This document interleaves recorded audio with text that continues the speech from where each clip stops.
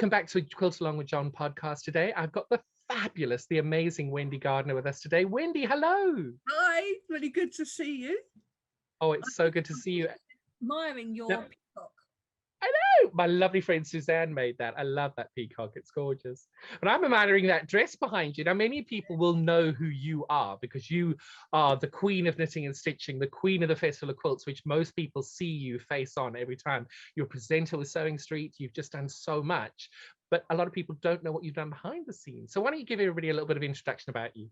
Okay, so I started my sewing journey, like most of us, to be honest with you, I started sewing when I was a kid, and I'm now going to age myself because I started by making Cindy doll clothes, not Barbie, Cindy.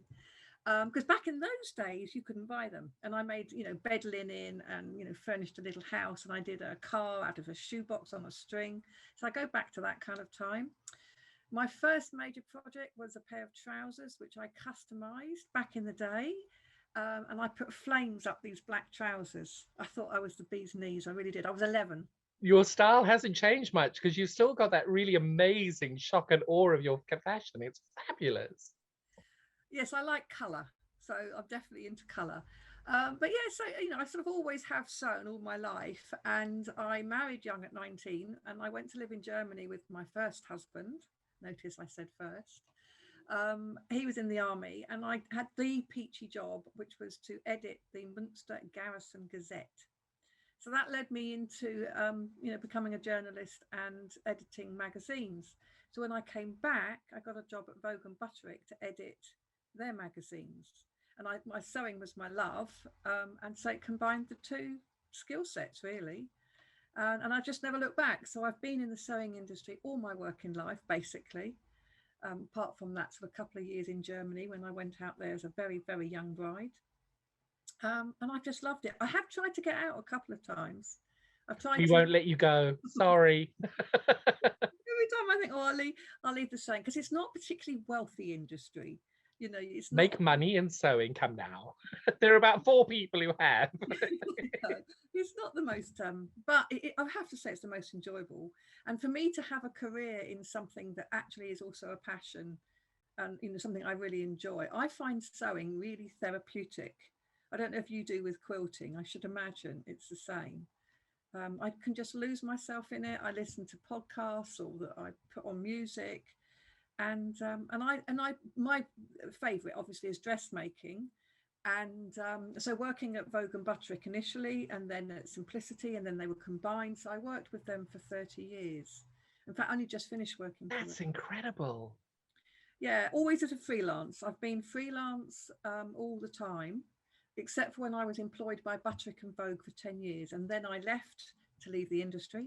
Got a phone call from Simplicity, would you come and work for us, freelance? And I got a call from a book publishers, would I write a series of 4 books? Now the book thing, I think it's one of those unkept secrets. If I'm not mistaken, Debbie Shaw may have just pipped you at the post for writing the most sewing books. You're second, aren't you? Yeah, I've written 21. I think she's now on 23, although 2 of my books are being republished this year. So neck and neck again. She is prolific. I mean, I've written mine over a very long number of years, where she churns out quite a few very quickly. But I think that's the point that I'm trying to make, is your longevity in this industry has been incredible.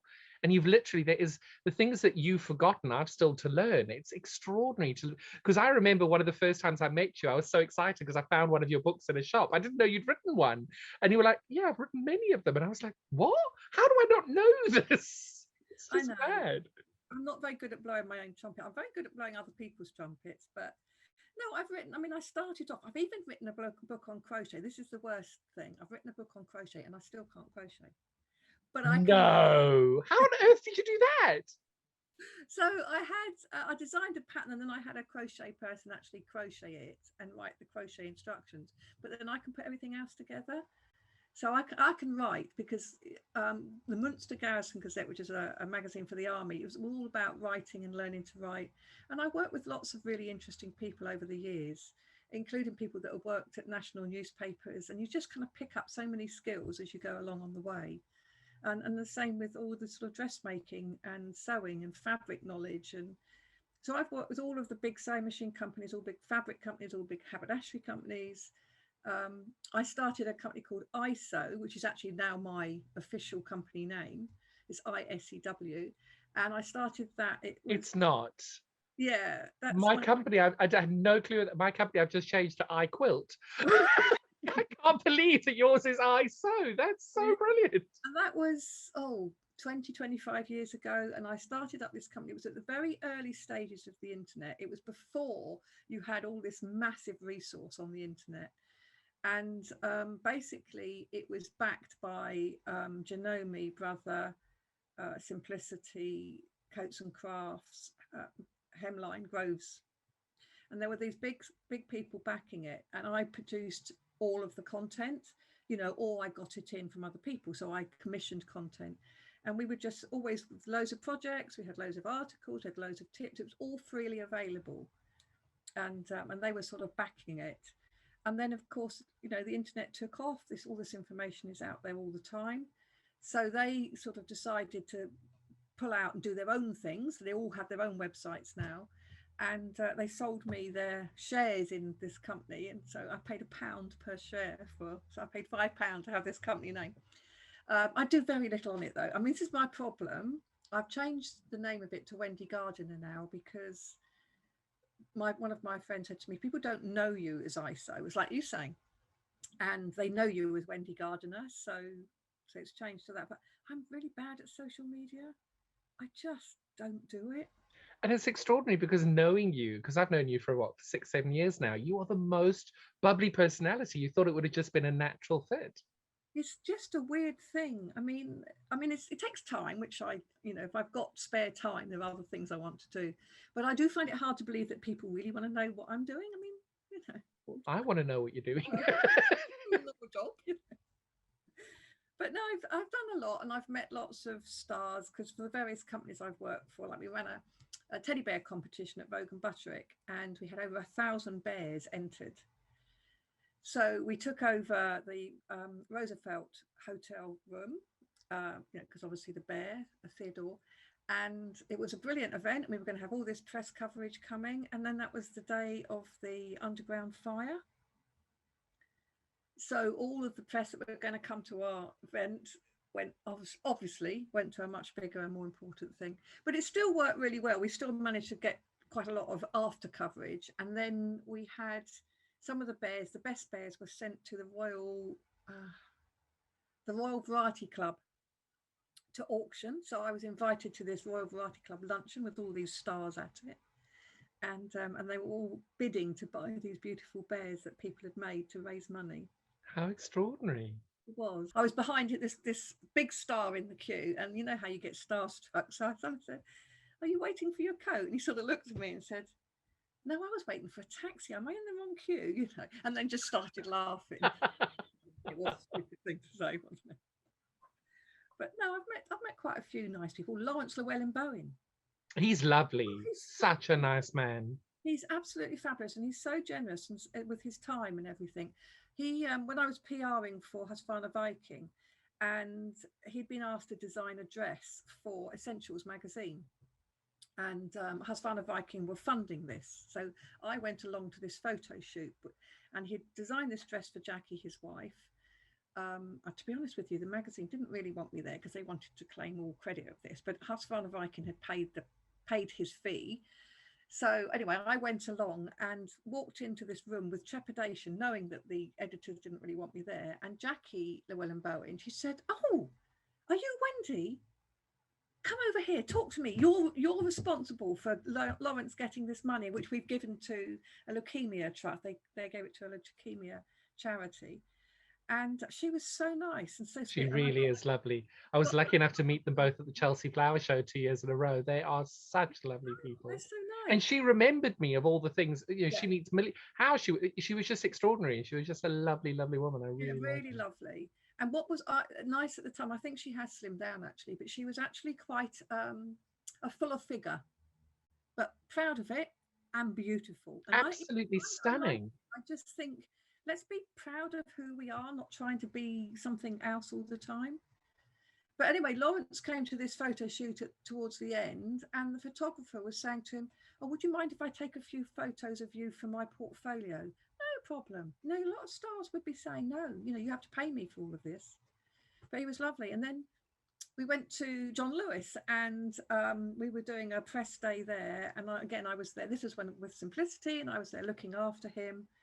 And he was talking to this lady at length, and some of the stuff coming out of his mouth was sheer rubbish. And I said to him afterwards, I said, "My God, you didn't have to talk a lot of rubbish sometimes." And then thought, "Oh my God, I shouldn't be saying that, should I?" He's the star. And he just said, "Yeah," he said, "but the thing is, if I keep talking, other people will come up and approach me and talk to me." He said, "But if I'm standing there not talking to anybody, they feel they can't." So he said, "That's why I end up sort of just blathering on sometimes." But It's anyway, good advice, actually, that. yeah, which is very true, isn't it? But Wendy, just like that, you said PR for Husqvarna Viking. You've got such a varied CV. What did you enjoy the most? Or what do you enjoy doing the most? Honestly, I think it's difficult because each time all the way through, I loved it. When I was working at Vogue and Buttrick as the editor of the magazine, I had a great life. It was back in the day when you had business lunches. I travelled all over the place. I went to Finland to print because we used to produce what we called one-offs in those days, called bookazines nowadays. So I used to go to Finland to print them because that was cheaper than printing them in the UK. So I would be taken out to Finland. The printing company would pay for it all. I went out there when it was light all day and all night. Really weird. At 10 o'clock at night, you know, you're going to bed and it's, well, it wasn't 10, it was more like midnight. But it was just really fantastic. And then from there, I went to Russia for a week because I decided I've come all this way. It's stupid. And it was the USSR then. So, and I went to Leningrad, which is now St. Petersburg. And that was an experience in itself. But it's extraordinary. And as you say, it was such a different time being able to do all of that as well. Yeah, there was, you know, I remember going on one trip with the printers used to take all of us for huge trips, you know, to try and get us to use them as printers, obviously. And it was acceptable in those days. And we all used to go trooping off on a coach or something to some nice lunch or something like that. I went on one which was held on a ship that took the big paper rolls from Finland to the UK. And on the way there, we were given these baby's beakers with black velvet in them. Do you know what that is? It's something like, I don't know, it's a spirit and a liqueur or something, but it was very alcoholic. Did it go down quite easily then? Unfortunately, yes. But no, I had some good trips. I went to Paris because we produced a Parisian version of Vogue Patterns, a French version. So I used to go to Paris every other month because it was bi-monthly. It was all translated, obviously, by French people, not by me, because that's not my forte. But it was lovely. But sometimes, though, the thing is, you think, "Oh, this sounds really glamorous," you know, flying off to Paris every couple of months. But you tend to go, you know, from the flight to the office to the hotel to the office to the hotel and back, and you don't really see much. But it's the same with TV presenting. Everybody just assumes it's glamour and everything. They don't see the 3:30 in the morning getting up, trying to be social, get in there, 6 o'clock start, learn the whole thing, do it on the air for 5 hours, repack everything up. Because you did that as well. You just done absolutely everything. Yeah, so Sewing Street, obviously, because you was on Sewing Street too, weren't you? And I didn't realise when I started there that as the presenter, I also had to help pack up afterwards. So you literally, all of the bits of fabric that had come out of all these packaging all had to go back in, the label taken from that to put back on that and tick them all off. And you've got to unpack them normally in the morning as well. When we were doing it because of COVID, we just got a giant big box of plastic bags. So you've got to unpack everything, stick the stickers on so you know which one's in. Right, and take the sticker off the fabric. No, off the bag and put it on the fabric and then do. And I kept saying, why isn't the sticker on the fabric? The bag is see-through. Why don't you just leave it on the fabric? But it's if you fold the fabric the wrong way, you can't see the sticker. I 100% feel your pain because I did it for 6 months. It's mental. And that was during COVID with even less people. Yes. Well, because I started not long after you'd left, I think. And because Vix went on maternity leave. And so basically I was doing a lot of her shifts. That's not what they told me initially. So when she came back and they said you're going to have less shifts, it's like, well, you didn't tell me I was maternity cover. Oh, well, no, you weren't really, was I? Anyway, but yeah, it came as a bit of a shock. But I mean, the people you work with there are so fantastic. I mean, the producers, the directors, they But just for me, it such was the talent that came in. Two of my favorite people is Jane Greenough. I oh adore Jane. I remember that literally the first time we had guests back in, she was the first person. And of course, we're not allowed to see anybody. You're not allowed to touch it. Don't come within 2 meters. Walk straight in. Oh, hello, you big hug and everything. She is just so amazing. I loved her to bits. But there's so many people there that were so brilliant. I just loved working with them. They're brilliant. I agree. The guest presenters are always the unsung heroes. They really are, because and well, as you and I know, we've done that side as well. And the amount of preparation in Oh, it's advance that you insane. do, and you just do all this preparation. And some of them, I mean, they've been doing quilt tops and things, which is obviously more your thing. But you know, even dressmaking, you'd have to make a dress like 3 times in order to demonstrate little bits of it. Yeah. So you'd done hours and hours of prep. And I always used to feel for some of the guest presenters that I had. I liked them all, as you say, every single one of them was lovely. But sometimes I could feel their frustration when I was whittering on about, you know, the sales codes and all this palaver, when all people want to watch is the demo, and all she wants to do is get on with the demo. But in my ear, I'm being told, You've got to keep tell on them this. that this hasn't sold enough. Try and pick that up, show it around. Yeah, 100%. But it is, and So you don't. People don't see the hours, and you've made a really interesting point, because with the dressmaking, you do have to make the whole dress to see what it is halfway, and if you're not going to finish it, you've got to then get right to the end to be able to put the last sleeve on, and you are making 2 or 3 samples. It's a lot, and you're getting very little money for that anyway. You don't, well, you basically don't get charged for any preparation. No. And I have to say, it's the same with the tutors at the exhibitions. I mean, hats off to them all. They're amazing. And depending on the subject they're teaching, the amount of prep in advance that they do in order to teach an hour's class or a 2-hour class, they have to do so much. I mean, The when kit I do it, you know, packing, the you could patterns, spend, everything. well, you could spend 3 hours preparing for one-hour class.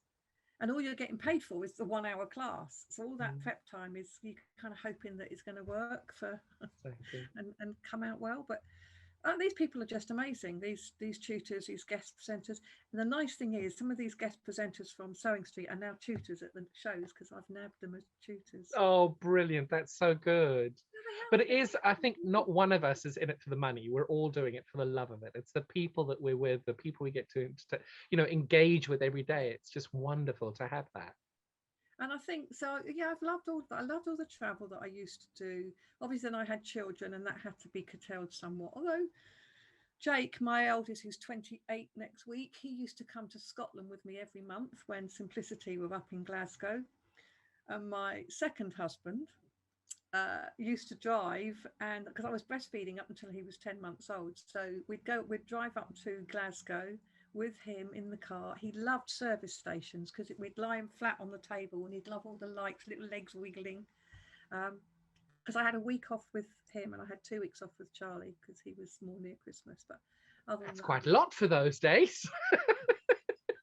well, because I was freelance, you see, so you just Or, don't get maternity cover. There is nobody to pay it to you. So no. I could have got the government allowance, but that wouldn't have paid the bills. So I just didn't have an option, really.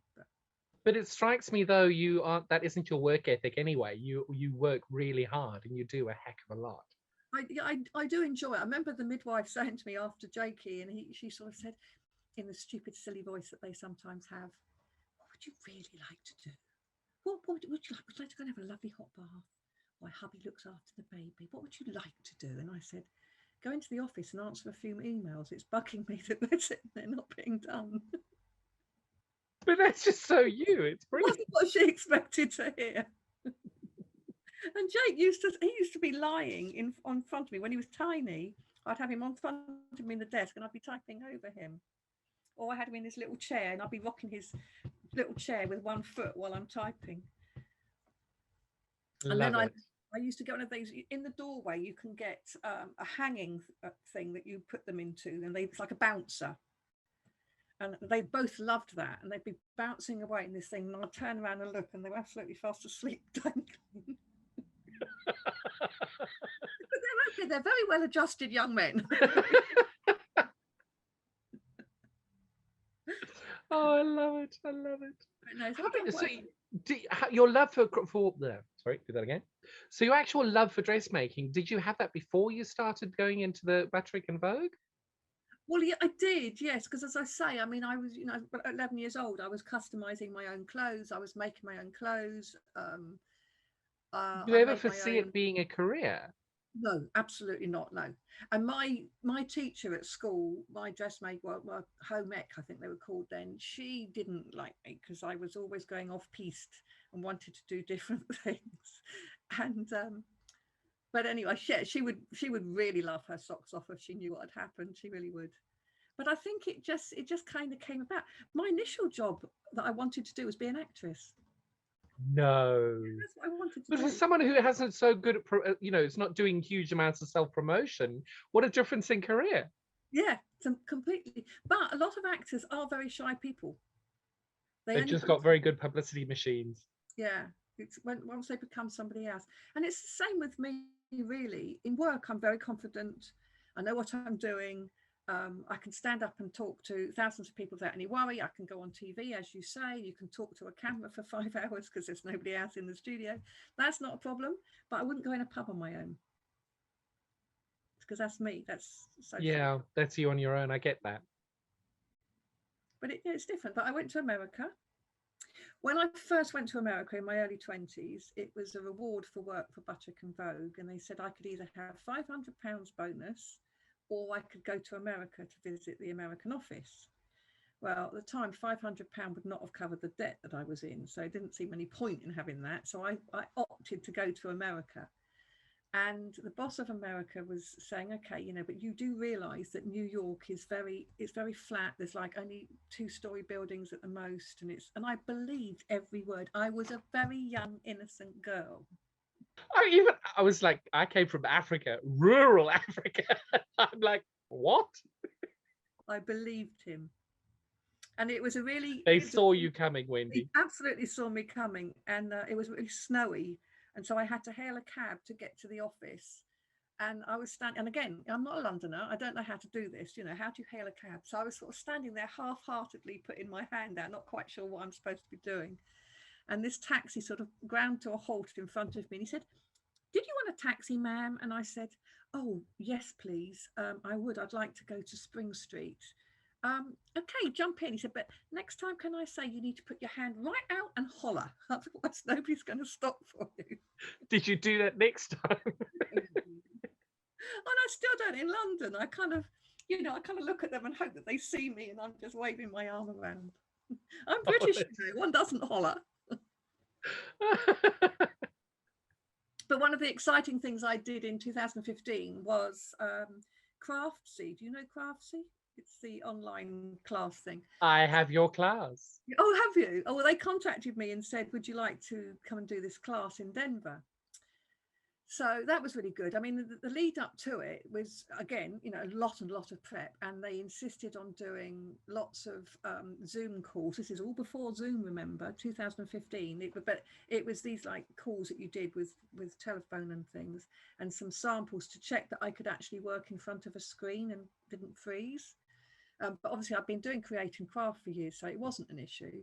Anyway, I went out to Denver, and so they fly you out, put you in a hotel, and it's I think it was bed, breakfast and dinner you got from them, but they provided lunch, so basically it was full board. Pick you up in the morning, take you by car to the studio, hair and makeup. This is like, we don't you don't get that on Sewing Street. No, all on or Create and Craft world, no, or any of them. Yeah, so it was really nice. And then and also they had an auto cue machine. Have you ever used one of those? Oh, honestly, No, that's above my pay grade. They are so good. So you when you have to do like an introductory piece and it's quite long, and you have to try and remember it, and for you ever say, "Oh, look, sorry, cut. I need to say that again," and you have to do that because it was all there. And when first she did it, and I was kind of squinting, she said, "Oh, we can make it bigger." So they made this bigger, and I could just read it. And you have to read it as if you're not reading it, but that's not a problem for me. So yeah, I was, Bliss. It was bliss to do that. So that was good. That's a highlight of my career, going to do that. Is there anything that you wanted to do that you haven't done yet?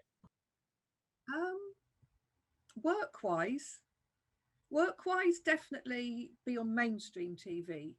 I would like to see a sewing spot, something like, you know, that the Great British Sewing Bee. I mean, obviously, I'd Yes. like to be Esme, but Esme is brilliant. But on the cooking shows, they have like an after show, don't they? I'd like to do the after show.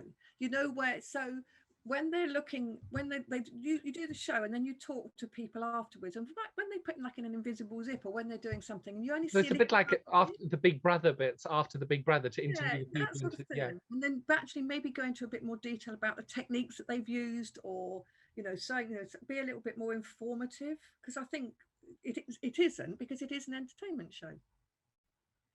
So And that's that is the thing, because I think that a lot of people would enjoy it, because you mentioned earlier that it was so therapeutic, sewing and doing all of that. And I find quilting incredibly mindful, and crochet and anything doing with your hands. And I think that there is definitely leaning towards that movement nowadays, and having that theory, but fun would yeah, be really, I think there's definitely there's a call for it. yeah. And it can only be fun if you're confident. And if you're going into your sewing machine and you're treating it like it's an enemy, like an overlocker is for many people, you know, I think the overlocking is fine. It's the threading of the beast that is the problem. yes, there is that to them, and they have an order that you have to thread them in, and you can guarantee that it's the lower loop of thread that will break, which is the trickiest one to thread.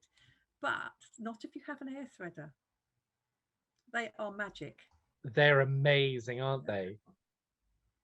Yeah, they're absolutely magic. Definitely. I mean, obviously you have to, they're much more expensive, so you have to know you're going to use it quite a lot. But if you can afford that few extra £100, absolutely worth every penny. It's worth the weight in gold, just having to press a button. It goes. It's brilliant. I had Gary on as well doing that. It's brilliant. Yeah, definitely lovely. They're very Another good. highlight of my career, I think, was the textile tour of India that I did.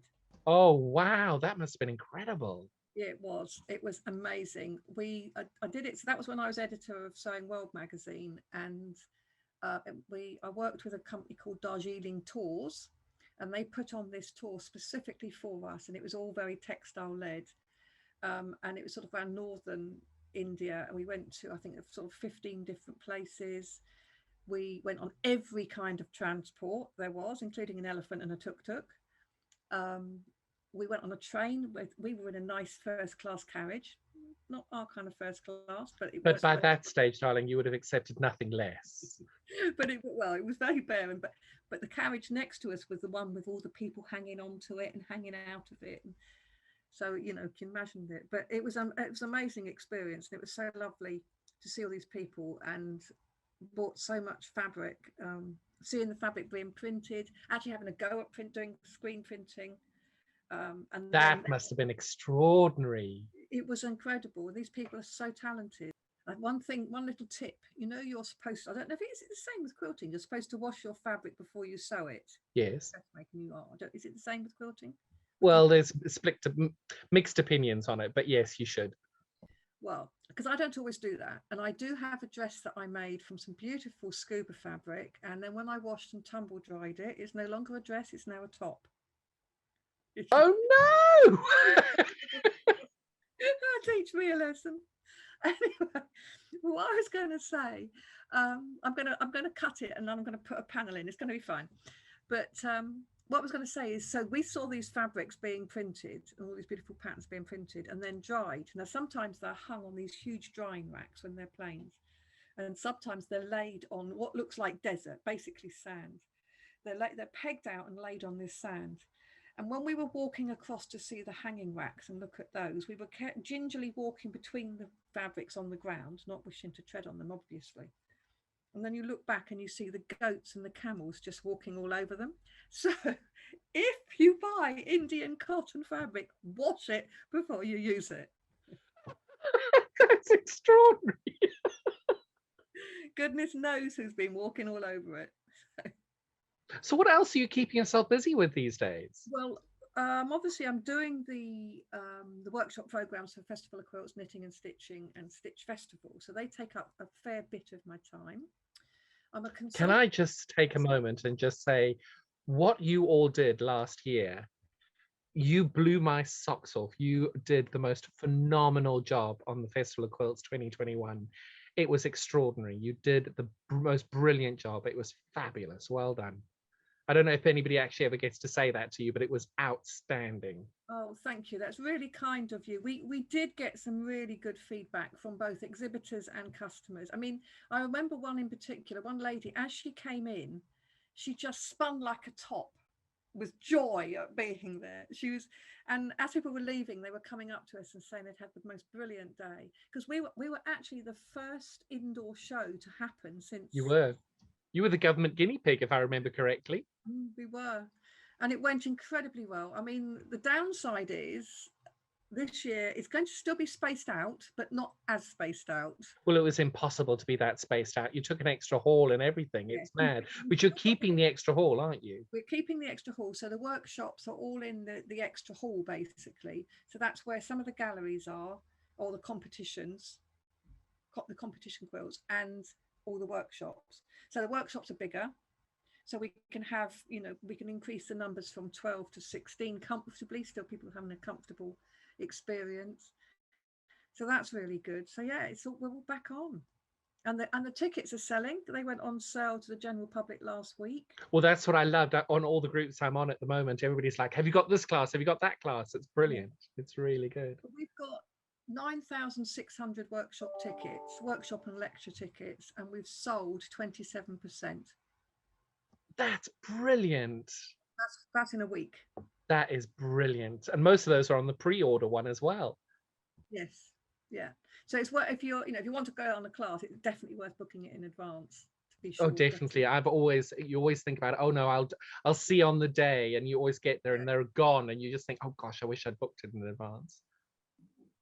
But yeah, we usually have lecture places left. That's the one good thing, because we can seat so many in the lectures. So they're good. Yeah, and I'm looking forward to it. That's it. And now I would say one of my favorite aspects of my job is the shows. Oh, but you're so good at them, and you are just a staple of it. It's not a show if Wendy's not there. Yes, got Wendy. But no, it's I just love meeting all the people, all the customers who are coming through, all the tutors who are so wonderful, and the people I work with are an incredibly good team. We're ever such a small team, I think there's 8 or 9 of us in total. Can you imagine? Look what you all achieve in such a short space of time. Yeah, it's a very small team, and then we go out in the evenings and we have a great time in the evening. Oh, I may have been sitting at a table opposite you once. That's the bit I really enjoy, but I do burn the candle at both ends, because I start work at 7:30 in the morning, because we have early morning classes now starting at 8:30, so we have to get in there to prep, and obviously people are arriving from 8. And then we have classes going on till 8 o'clock at night on Friday and Saturday. So my day's very, very long. And then we party on in the evening as well. So I go back from the shows. Love it. Method. Oh, I bet. You need another week off. You need a week off afterwards just to recover from the show. It is really good fun. And then I work for Hemline as well. So what I started doing for them was going through all of their products, all the Hemline products, and testing them. Suggesting improvements, or how to, on the instructions on how to use them, sort of rewriting those. So I've done all of those products. I'm now working with Adjustaform, which is part of Groves now, and I've got a mannequin behind this mannequin. You can just about see the naked lady behind, and it's a new prototype, but like an armadillo. It's absolutely fantastic. I can't wait for it to be out on the streets, but it might be another year before that happens. But it's really amazing. That's so exciting, though, being involved in the developmental stage of things as well. And obviously your years of experience help the company so much to be able to get that to work. Well, I think that's it. They sort of wanted somebody, I mean, they've talked to other people, don't get me wrong, I'm not the be all and end all, but they wanted somebody who uses them, who actually sews with them, who teaches, who actually knows what people want from them. Because it's all very well designers having these great ideas, but unless they know what the end user is going to do, it can actually fall flat. So it's And nice. that's where your experience and your years of doing this come into play. It's brilliant. Yeah, and I helped develop 2 sewing machines, one for simplicity and one for Groves. Just basic ones though, not my love is computerized sewing machines, but these were Well, you're just not done yet. That's just what you've done so far. done so far. Yes, yeah. So what is next for you in the next couple of months? What we can see you obviously at the festival. Have you got a knitting and stitching between now and festival? No, so knitting and stitching is October and November, but I'm doing the workshop programs for those now. And then in June, July, I'll be doing the program for Stitch Festival, which is next March. So I work a long way in advance to put the workshop programs together. So that's what I'm doing for that. I'm doing another creative sewing weekend. Obviously, I've Go on, tell people about those because they're fabulous. They are fabulous fun, and we're looking at adding some dates to, because we only tend to do one in the spring, one in the autumn. But we're thinking of adding some dates because what's happening is the same people that book in the spring book for the autumn, so there's no room for anybody else. Exactly. Tell people what it is. So basically, our creative sewing weekends are, you come on the Friday, you have a little sort of 2-hour session on the Friday just to settle in. And then after that, we have an evening entertainment on Friday evening. Of late, we've had like a pamper evening for those that want some pampering. So we've done like facials, or we've done hand pampering. Ooh, which nice. is great fun. And we've also done a sew along. So Jenny, I'll do these with Jenny Raymond. So she would do a sew along and a fun thing.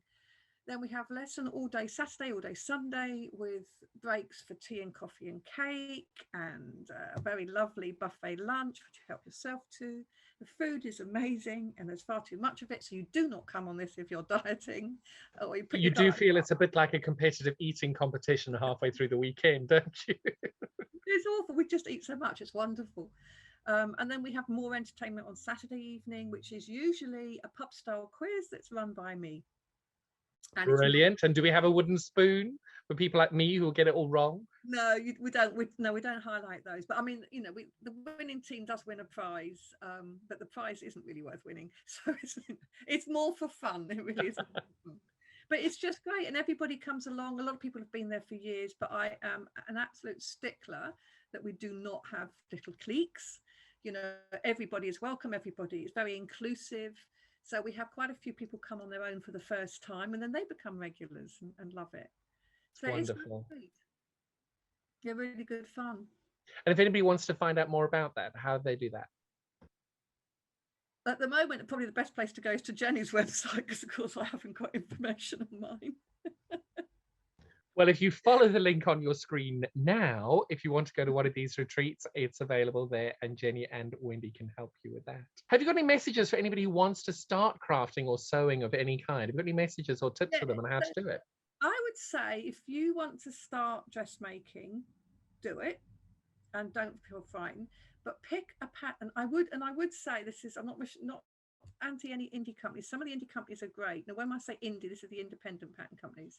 A lot of them are great because they do patterns that don't require zips or closures, which makes life very simple and easy.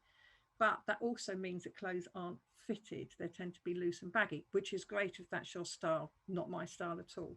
So I would say, go for a learn to sew pattern from one of the big companies, because they give you help all the way through. Use a fabric that's a nice patterned fabric, not a plain fabric.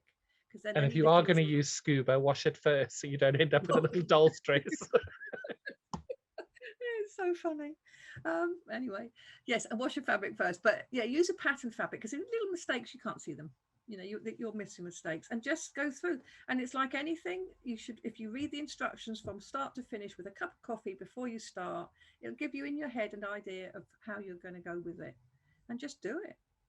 Don't expect perfection. Don't worry if something's not quite perfect. Nobody else but you will see it. And when somebody says to you, that looks amazing, say thank you, not yes but. We all do it, don't we?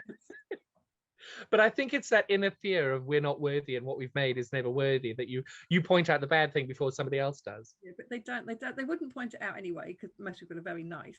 Exactly. And I always remember one of the ladies that I sew with, she turns around and says, if anybody points out a bad thing, I'm clipping them around their ear. They won't do it again. I thought that was brilliant. But you just, well, hopefully most people wouldn't point it out anyway. Yeah, I do remember I had a friend many, many, many years ago, and she used to make her own clothes, and they always looked a little bit off. They weren't quite right. And we were talking once, and I said something about the grain line, and she said, "What's a grain line?" Oh no. And I thought, now I know why. Your clothes are always a little bit off. For anybody that doesn't know the grain line, it's the parallel line. It's parallel to the selvage, which is your side edges. And if you don't cut with that grain line straight, if you're a little bit skewy, you'll get, on dressmaking, you'll get seams that will buckle and twist. Hence, you follow the grain line. And there's always a grain line on the pattern when there needs to be. So Jenny Raymond taught me everything about grain and bias. I remember I was doing a pattern with her and she looked at me and she says, that's going to be off. And I said, I don't care, I'm having fun. And she says, no, do it properly. you don't have fun and do it properly. She's just brilliant. Yeah, she's a very strict teacher, and I love her. But honestly, she has such a following because she's the most generous person I know. She's the most kindest, generous person I know. She really is absolutely incredible. But yeah, she doesn't let you do things wrong. But she's so quick as well. We had her at one of our retreats and she went and came and taught a class of about 22 people. Every single one of them finished their cracker and their table runner, and they were not leaving that room if it wasn't done. She's just fabulous. And then she took her clothes off for everybody. It was brilliant. Just to clarify that, she doesn't take all her clothes off. I'm sorry, I couldn't resist. Oh, she's so brilliant though. Wendy, thank you so much. It's been really good to hear about you. And if anybody does ever want to get hold of you, what is the best way of doing that?